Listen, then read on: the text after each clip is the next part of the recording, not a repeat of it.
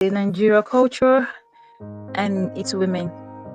But today, most especially, we'll be talking about the girl child and how the culture of today affects.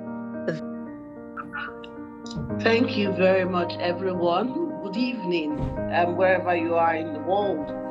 I think I am one of those fortunate persons who I had a father who understood the meaning of girl child empowerment. My name is Loretta, by the way, Loretta Ogboro-Okor.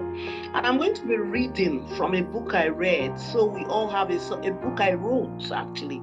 So we have a background as to where I'm coming from. And this book is titled My Father's Daughter. And I'm reading from page 111, where it states that in our society, especially where the girl child is almost often viewed as a second-class citizen, my dad ensured that I was insulated from that mentality. He made sure I was raised to understand and appreciate my self-worth. He made me know that I do not need a father, a brother, or a husband in whose shadow I should abide. If I had these individuals in my life, it is fine. It was no offense to have them. However, I needed first to be me and to get things done on my own merits. Why have I chosen to read this? I want us to know that there are those of us who have been fortunate to have parents who understood the meaning of girl child education, girl child empowerment, who were even way ahead of the Sustainable Development Goals number 5, where they say you must achieve gender equity and empower all women irrespective of age, from the girl child to any woman. Now, I've listened to Nasah, Ladi, Maureen, all of us speak, and I want to say that thank God we are having this kind of discussions. But more importantly, thank God that culture is dynamic. They say culture is the way of life of a people, isn't it? But it is dynamic. And as a 300-year level student in the University of Benin many years ago, when I went for a FAMSA conference, I remember making a presentation called Cultural Integration. Now, what that means is that we have to take what is good in one culture, take what is good in another culture, and marry them together while discarding what is wrong in any of these other cultures. What do I mean?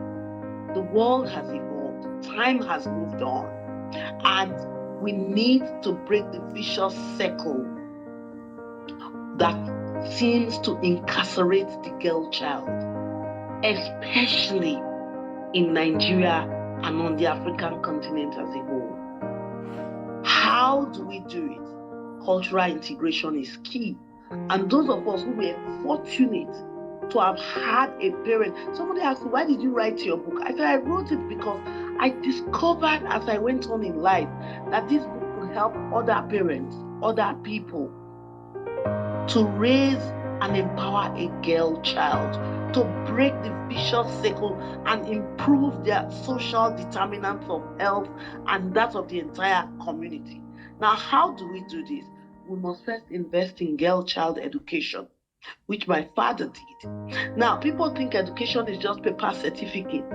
No, it can be any form of learning to any level. But what is even more important is to improve on girl child mentoring and boy child mentoring. And I'm going to tell us why. Girl child mentoring means that you're going to build the self-confidence of that child. But more importantly, you're going to build the self-esteem. They are two different things. Self-confidence is the ability to know that you can do something. But self-esteem is that ability to put yourself out there and not be deterred by the sticks or stones or anything that will come your way. How, and I think one of my previous speakers has said it. How did you do it? How do you do it? How will you do it? How was it done? For me, I'm a living example. I would wake up every morning. My father would come into my room and say, Ta, he used to call me, that's the short form of Loretta. Ta, how are you today? Wake up, it's a bright new day. Get up. Do you know how beautiful you are? You are God's best creation. Get up, girl. Go and conquer the world. Every day I was told how beautiful I am. And I'm telling you, it begins to stick, you begin to live it. And 365 days, he doesn't miss it. Now tell me, people, even if I'm the ugliest duckling in the world, am I going to think I'm ugly? No. And then I got bullied in school as a child. When I go to school, they'll start saying yellow pawpaw, rabbit teeth, pussycat eyes. They are singing, they are clapping. I used to cry. One day, my father came, saw it, and said, "Why are you crying?" I said, "Because they are singing and saying I'm yellow pawpaw, pussycat eyes, rabbit teeth." And my dad said, "Come on, come home, come home." When I got home, he said, "Look, are you not fair-skinned?" I said, "Yes." "Are your eyes not hazel?" I said, "Yes." "Is your teeth not protruding because you've been sucking your thumb?" I said, "Yes." He said, "So what did they say that is making you cry? You are the most beautiful child in that class. When they come again, tell them that your father said you are the prettiest thing that God ever made. You are beautiful. There's nothing they've said that is a lie." I said, "Really?" He said, "Yes. And just to reinforce how beautiful you are, I will buy you a fountain pen." Imagine all those years ago, as a primary one child, I had a fountain pen. When I got to school, the bullies came, yellow pawpaw, pussycat arrived. I said, "No, I'm beautiful. I'm fearfully and wonderfully made. There's no stopping me." And they were like, "Really? Why?" "Because my father said so." So what I'm trying to say is, because my father had been exposed, he then came and took the good part of those culture which he had seen, merged it with our culture, and created me at that time. He added to what God had done and set me loose on the world, told me I have no limits and there are no boundaries. And the truth is, today, whether we all like it or not, we can replicate what he has done. And that has really followed me, because there is nobody on earth that can redefine me. And I'm not interested in painting on any other person's canvas. I'm not interested in acting any other person's script. Everybody's life is unique. That's the way I'm raised. And I'm not afraid to interrogate authority. So I think, to be clear, I want to say that girl-child education is key, but it's not just only paper certificate. It's that proper mentoring, that psychological empowering, that ability to make that girl know that she's worth everything in this world. And that begins from the home. Our homes are the unit and the cells of society. Especially in Nigeria, we are beginning to miss it because we don't quite understand how the home is supposed to be that place where it all begins. And I would say that the boy child now needs a lot more mentoring, because today more girl children are being liberated.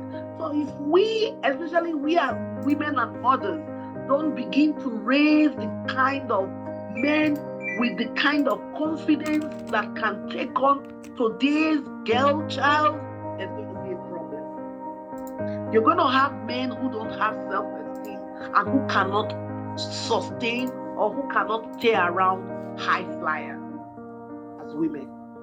So it's important that as we push the cultural boundaries of girl child empowerment, we must also push for boy child illumination, as I call it. Boys should not think that women will be the kind of mothers their fathers married. Okay? And I think I want to end on this note and say, I still want to thank my dad today, even though he died in 1997.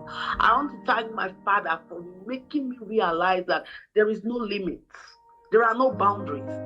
I set the rule. I pray to God. I walk like I'm not praying, and I pray like I'm not working.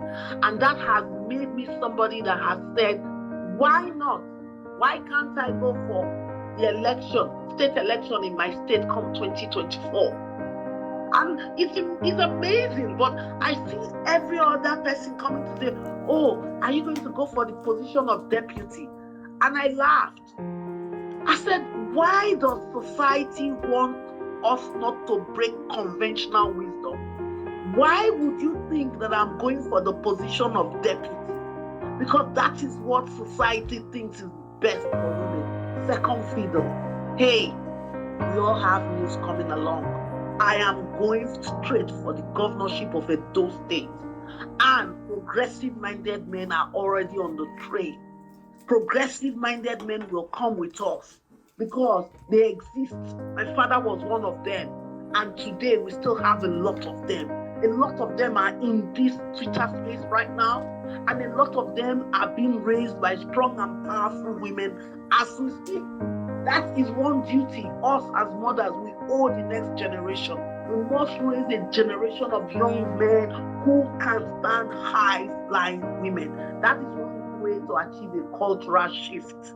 And I'm happy to remain a left-handed woman in a right-handed world, if that is what it takes to get the message home to the next generation and to actualize the SDG goal number 5.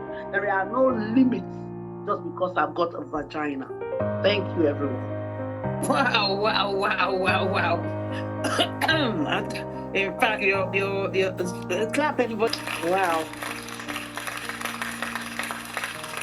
I mean, absolutely sensational, stunning. I mean, full of meat, that speech. Thank you so much, and congratulations on your book. If you could tell us the title of your book. Daughter. It's called My Father's Daughter. Is it on Amazon? Yes, it's on Amazon.